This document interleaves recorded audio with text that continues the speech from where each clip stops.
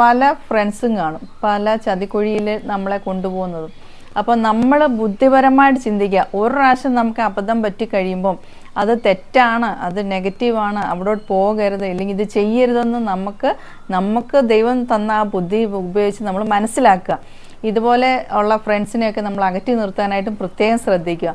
നമുക്കറിയാം പലരും പല ചതിക്കുഴിയിൽ പെടാറുണ്ട് അല്ലേ. MLM, അതുപോലെ ബെറ്റിംഗ് ആപ്സ്, ഷെയർ മാർക്കറ്റിംഗ്, അതുപോലെ ഡ്രഗ്സ്, ഇതുപോലെ പല ചതിക്കുഴിയിൽ പെടാറുണ്ട്. നമ്മൾ വീണ് കഴിഞ്ഞ് തിരിച്ച് വരണമെന്ന് ആഗ്രഹിക്കുന്ന സമയത്ത് നമ്മൾ അതിൽ നിന്ന് തിരിച്ച് വരാൻ പറ്റാത്ത രീതിയിലായി പോകുന്നവരുണ്ട്. അപ്പോൾ ഇങ്ങനെയുള്ള ഇതിൽ പെടാതെ നമ്മൾ ആ ചതിക്കുഴിയിൽ പെട്ടതിന് ശേഷം തിരിച്ച് വന്നിട്ട് ലൈഫ് നോക്കുമ്പോൾ ഒന്നുകൂടെ കൊള്ളാം, ഇത് പോകുന്നതുകൊണ്ട് നമുക്ക് ലാഭം ഉണ്ടെന്ന് പറഞ്ഞു ചതിക്കുഴി വീണിട്ടും നമ്മൾ തിരിച്ച് വന്ന് പിന്നെയും ആ ചതിക്കുഴിയിലേക്ക് വീഴുകയാണ് ചെയ്യുന്നത് അല്ലേ.